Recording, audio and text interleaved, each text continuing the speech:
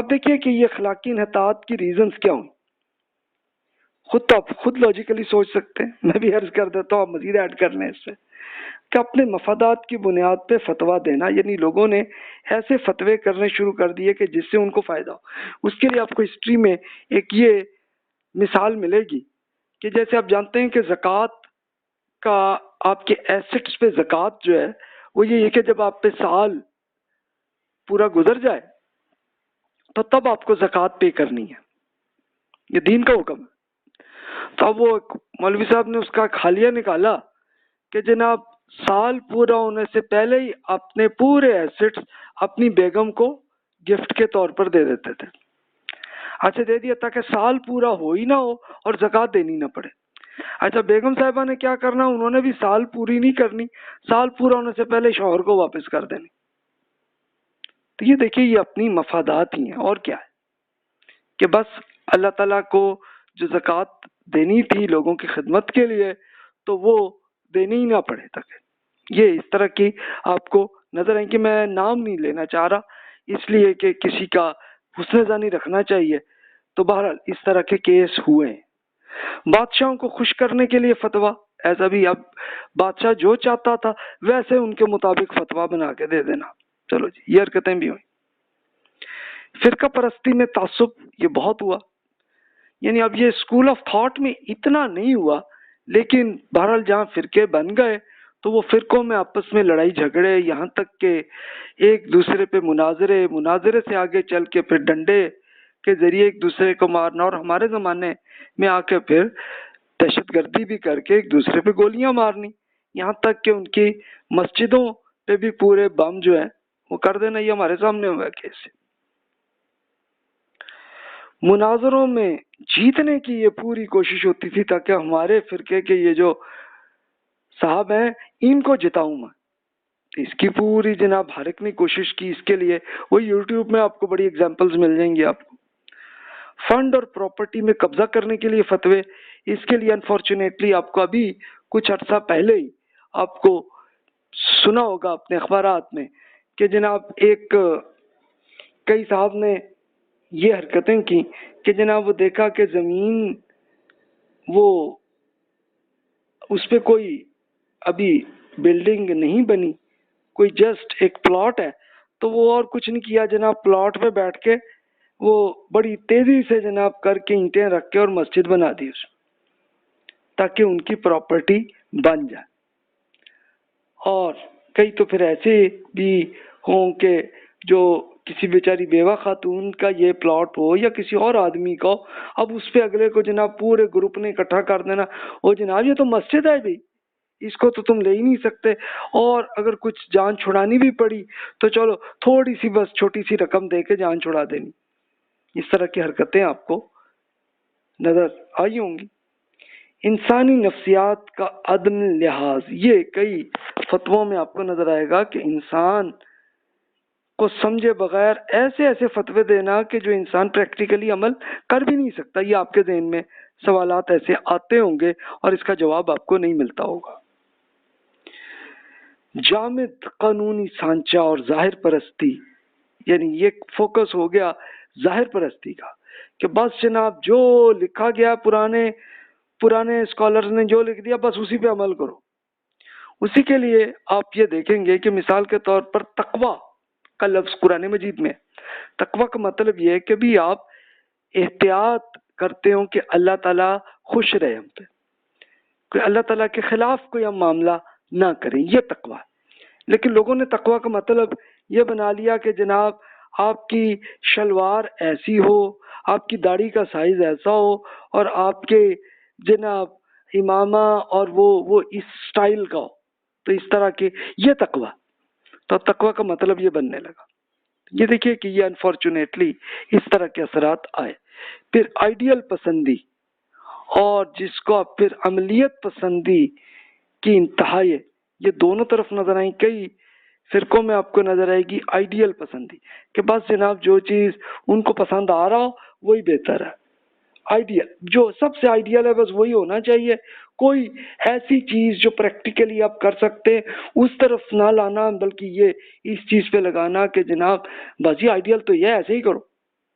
اور کوئی ایسے بھی لوگ تھے کہ جو آئیڈیل، جو سب سے اچھا طریقہ ہونا چاہیے تو وہ پریکٹیکل بھی ہے، لیکن اس کو چھوڑ کے جناب اپنے مفاد کو، یہ وہی ایگزامپل کہ جیسے آپ نے کسی پلاٹ پہ قبضہ کر لیا اور مسجد بنا لی، اس طرح کی حرکتیں آپ کو نظر آئیں گی۔ بال کی کھال نکالنا کہ ایک بہت مائنر سے، جو دین میں کوئی ایسا حکم بھی نہیں ہے، اس کو نکال دینا۔ اور پھر شخصیت پرستی، یہ بہت کامن ہوئی ہے اور آج تک جاری ہے کہ جناب جو بھی اسکالر ایک گزر گئے یا نہ بھی گزرے، ابھی زندہ بھی ہوں، تو ان پہ اتنی عقیدت، ان کے پاؤں چومنا اور اس طرح کی حرکتیں یہ چلنے لگی۔ اور پھر فقہا کی کردار کشی یہ بھی ساتھ ساتھ چلی مناظرے میں کہ جناب ایک اپنے کو ذرا اونچا دکھانا ہے نا، تو پھر دوسرے کو اپنا حقیر بھی دکھانا ہے، تو یہ ایک دوسرے پہ کرنے لگے کہ بھی اگلے کے خلاف ایسے ایسے فتوے، جس کو کفر کا فتویٰ بھی کہہ لے، اور یا اگلے کو گمراہ قرار دے دینا۔ اس طرح کے ایگزامپلز آپ کو یوٹیوب میں بھی آپ کو ملیں گی، ابھی بھی یہ موجود ہے، یہ جو ان ایتھیکل حرکت ہے۔ اب اگلے ادوار میں علم الفقہ کی سچویشن کیا رہی ہے، یہ اب 750 to 1370 ہجری کا پیریڈ ہے، یعنی 1350 سے لے کے 1950 تک، جس کو دور جمود کہتے ہیں۔ دور جمود کیا ہے کہ اب اپنی عقل سے نہیں سوچنا اور بس آنکھیں بند کر کے چلنا، یہ جمود ہوتی ہے۔ اس کے لیے تفصیل میں عرض کر دیتا ہوں۔ اب آپ کا دل میں دکھ تو آ رہا ہوگا، لیکن انفارچونیٹلی یہ سچویشن ہوئی ہے، تو یہ سینیریو اس لیے میں آپ کو دکھا رہا ہوں تاکہ آپ کو علم رہے کہ جناب آپ کو جو بھی فتویٰ یا جو بھی کسی اسکالر کی کوئی بات آ رہی ہو، ایون میری بات بھی آ رہی ہو، تو اس کو آپ ری چیک ضرور کر لیا کریں قرآن اور سنت سے۔ اس لیے یہ میں عرض کر رہا ہوں۔ اب اس کے لیے کیا ہوا کہ پرانے علماء میں ریسرچ ہوئی تو اسی کو پڑھنا اور یاد کرنا، رٹا یاد کرنے کی عادت بننے لگی۔ فقہی آراء کے تجزیے اور ان کے دلائل میں غور و خوض کو ایک غیر ضروری کام سمجھنے لگے لوگ۔ یعنی اصل یہ نہیں کہ بس جو انہوں نے فتویٰ کیا دیا آنکھیں بند کر کے بس رٹا کر لو، اسی پہ عمل کرو، لیکن یہ نہیں کیا کہ بھی آپ وہ جو پرانے اسکالر نے کوئی اس میں انہوں نے کیا ریزن بیان کیا ہے، کیا دلیل انہوں نے بیان کی ہے، اس ریسرچ کو چیک کرنا، اس کا کوئی کام نہیں کیا۔ نہیں، کچھ لوگوں نے پھر بھی کیا، لیکن میجورٹی کی میں سچویشن بتا رہا ہوں۔ اوریجنل ریسرچ پہ اجتہاد کرنے کی ناپسندیدگی کہ نہیں جی اجتہاد تو اب بس اس کا دروازہ بند ہو گیا، اب کوئی نہیں سوچ سکتا، جو ہے جو پہلے سوچ بیٹھے ہیں وہی کافی ہے۔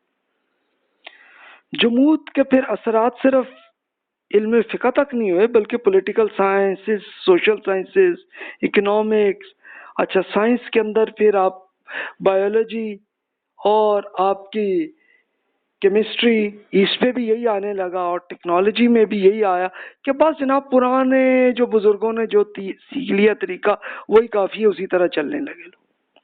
یعنی اب وہ مسلمانوں میں اوور آل میجورٹی کا یا پھر بھی کچھ اسکالرز ایسے پیدا ہوئے کہ جو ایک اوریجنلی ریسرچ کرنے لگے تو ان کی کوئی حیثیت بننے بھی نہیں لگی۔ تو پھر رزلٹ ہوا، منگولوں کے ساتھ جب جنگیں ہوئیں تو منگول کیا تھے، ایک بحث، ایک منگول سے نکل کر صحرا سے آئے ہوئے کچھ لوگ تھے، ایک لشکر تھا، تو اس سے مسلمان اس سے زیادہ کہیں زیادہ بڑے ڈیولپڈ تھے، ان کی ملٹری زیادہ ڈیولپڈ تھی، ریسرچ اب تک جتنی ہو چکی تھی انہوں نے وہیں تک رک گیا تھا۔ اب کوئی ریسرچ اگر کرتے تو آسان سے منگولوں کو بھگا دیتے، لیکن نہیں کیا۔ کیوں نہیں کیا؟ اس لیے کہ وہ خود ہی اس قابل نہیں تھے۔ اسی طرح اسپین میں دیکھیں، پرتگال کے لوگوں میں ایک انہوں نے ریسرچ کی تھی، نئی نئی ٹیکنیکس انہوں نے کر لی تھی، تو اسپین میں پھر فتح بھی کر لی پرتگال نے، اور مسلمانوں سب کے سب وہاں سے نکال دیے گئے یا پھر جہاں بحق ہوئے۔ یہ رزلٹ ہوا ان کا۔ ترکی میں البتہ مضبوطی ہوئی۔ اچھا، انہوں نے ایک نئی چیز ایجاد کی تھی اور وہ تھا آپ کی بندوق اور گولیاں، یہ انہوں نے ذرا زیادہ ڈیولپ کر لی تھی، تو اس لیے پھر انہوں نے آدھا یورپ بھی فتح کیا، پھر اس کے ساتھ ساتھ مسلمانوں کے ممالک بھی، فلسطین، مصر، وہاں سے مراکش تک فتح کر لی تھی ترکی والوں نے، لیکن پھر انہوں نے بھی جمود اپنے علم پہ آگے، بس یہ مزید نہیں سوچنا. تو یہ رزلٹ ہے اس کے. اب کچھ ایگزامپلز آپ کی خدمت میں عرض کر دیتا ہوں، یعنی کیسے نیگیٹو اثرات آپ کو نظر آئیں گے. جیسے ایجپٹ کے ایک بادشاہ تھے فرج بن برقوق صاحب جو ہیں، ان کی حکومت 1389 سے 1412 رہی ہے. انہوں نے ایک یہ نئی بدعت ایجاد کی تھی کہ حرم شریف کے اندر 4 مصلے کا اصول بنا دیا تھا. یعنی کیا تھا کہ حرم شریف پہ بھی سارے مسلمان اکٹھے مل کے نماز پڑھے، لیکن انہوں نے یہ کیا تھا کہ 4 مصلے بنا دیے تھے کہ جناب حنفی امام کا مصلہ یہ ہے، تاکہ جناب وہ ادھر سے ان کی جماعت ہوگی. پھر مالکیوں کے لیے اسکول آف تھاٹ کی ان کا جناب اس جگہ پہ ہوگی، یعنی مشرق مغرب شمال جنوب ہر طرف انہوں نے بنا دیے تھے. شافعی کے لیے الگ، حنبلی کے لیے الگ، کچھ اور اسی طرح شیعہ اسکالرز کے لیے الگ الگ الگ مصلے بنا دیے تھے. الگ الگ تم اپنی اپنی جماعت کرا لیا کرو. ذرا دیکھیں یہ ایک بدعت ہے. اچھا کچھ اور آپ ٹیکنالوجی کے لحاظ سے دیکھیے، یہ خود ترکی میں ہوا، یہ جس کو کہیں گے کلاک کی تباہی کا فتویٰ. یہ 1603 ٹو 1617 کے درمیان میں کسی ٹائم میں ہوا کہ اب اس زمانے کے جو ترکی کے بادشاہ تھے، ان کو انگلینڈ کی ملکہ نے ایک گفٹ کے طور پر ایک کلاک دیا تھا. اب بادشاہ کو پسند آ گیا تھا، انہوں نے یہ بڑا سا کلاک جو ہے ایک پورا ٹاور بنا کے اپنے استنبول میں لگا دیا تھا. تو مولوی صاحب کو اب یہ لگا یہ نئی چیز ہے یار، یہ کیا ہے، یہ تو بڑی غلط چیز ہے. انہوں نے کہا نہیں بھی یہ تو بڑی، اس کو تباہ کر دو، فتویٰ یہ دے دیا. اچھا وہ مولوی صاحب کا یہ نہیں تھا کہ وہ صرف ان کا فتویٰ ہوتا بات ختم ہوتی، نہیں، وہ ان کو ایک سٹیٹس بھی تھا کہ بادشاہ ان کے مطابق عمل کرتا ہوتا تھا.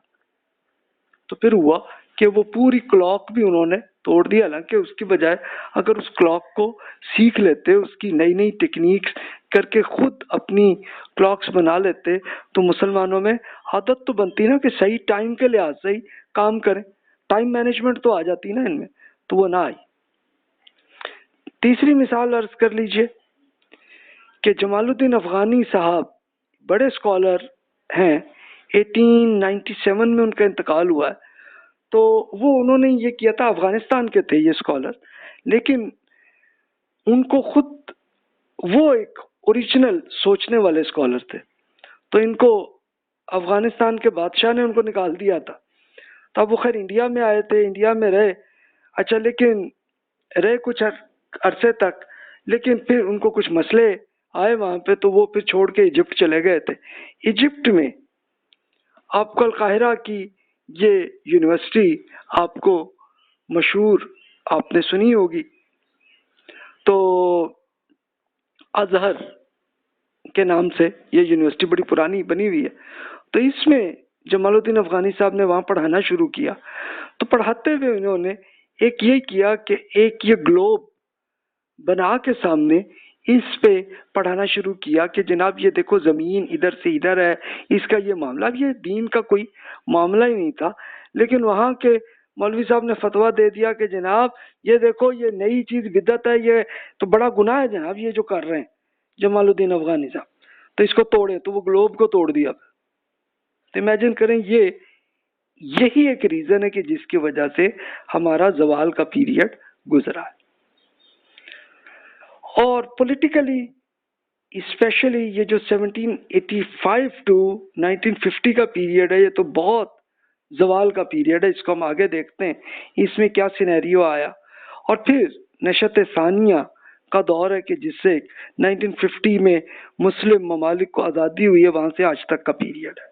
اس کو ہم آگے دیکھتے ہیں کہ رزلٹ پھر یہ ہوا. اچھا اب دیکھیے دور جمود اور زوال کے پیریڈ میں ہم دیکھتے ہیں. اس کے لیے ہم ایک تو شاہ ولی اللہ صاحب کے ارشاد کو آپ نے سنا. اب ایک یورپین اسکالر ہاجسن نے جو کیا، اب ان کا میں ترجمہ بھی عرض کر دیتا ہوں کہ انہوں نے ایک ہماری ہسٹری پہ بکس لکھی ہیں، تو ان سے بھی دیکھ لیتے ہیں. انہوں نے وہ کیا فرماتے ہیں کہ تخلیقی صلاحیتوں کی حوصلہ شکنی کا رجحان ہوا، کریٹیوٹی کو بالکل ختم کرنے کی کوشش کی گئی ہے. وہ لکھتے ہیں ہاجسن، اسکول اور مدارس میں بھی تعلیم کا بنیادی طریقہ نصابی کتب کو رٹا لگانا تھا۔ اس کے بعد بھی ان کے سمجھنے کی باری آتی تھی۔ ایک تنگ نظر معاشرے کی نظر میں رٹا لگانے کے ذریعے اگلی نسل کو آنے والے زوال سے بچایا جا سکتا تھا۔ کئی مصری دیہات میں، ایجپٹ کے دیہات میں اگر بچہ اپنی تخیل سے کام لے تو اس کی حوصلہ شکنی کی جاتی تھی۔ تخیل، یہ وہی کریٹیوٹی، نیا آئیڈیا آیا ان کے ذہن۔ مکتب اسکول میں رٹا لگانے پر زور دیا جاتا تاکہ وہ اپنی ذہن سے سوچنے سے باز رہے۔ جو لڑکا بھی جزیات کی حد تک کتاب کو یاد نہ کر پاتا تو اس کو توازے ڈنڈے کے ذریعے کی جاتی تھی کہ جناب موسٹ ویلکم، یہ ہے تمہاری، تم نے یاد نہیں نہ آ، چلو ڈنڈا مارنا ان کے ہاتھ پہ۔ جب بچہ مکتب یعنی اسکول سے نکل کر مدرسے میں پہنچتا تو وہ رٹا لگانے کی تعلیم کی بنیادی طریقہ تسلیم کر چکا ہوتا تھا۔ ایسے نوجوانوں کے لیے آگے بڑھنے کا کوئی راستہ نہ تھا جو تخلیقی صلاحیتوں سے تو مالا مال ہو مگر رٹا لگانے میں اچھا نہ ہو۔ اس مقصد کے لیے اس اسٹیج پر ڈنڈے کی ضرورت نہیں ہوا کرتی تھی، بلکہ استاد کی جھڑکیاں اور ساتھی طلباء کا ایک تمسخر یعنی مذاق اڑانا ہی کافی ہوا کرتا تھا۔ اب یہ ہاجسن صاحب نے جو دیکھا تو سیم وہی سینیریو ایون انگریزوں کی حکومت میں، جو انڈیا کا علاقہ، پاکستان کے علاقے میں بھی سیم یہی سچویشن، اور اچھا وہ انگریز چلے گئے تب بھی ختم نہیں ہوا۔ تب بھی جب ہم لوگوں نے بھی جب اسکول میں جب پڑھا تو یہی طریقہ ہی تھا۔ تو اس کا مطلب ہاجسن صاحب نے کوئی ویسے ہی کوئی نہیں، انہوں نے ایجاد کر کے نہیں لکھ دی، بلکہ سچ مچ سینیریو انہوں نے ایجپٹ میں دیکھا تھا۔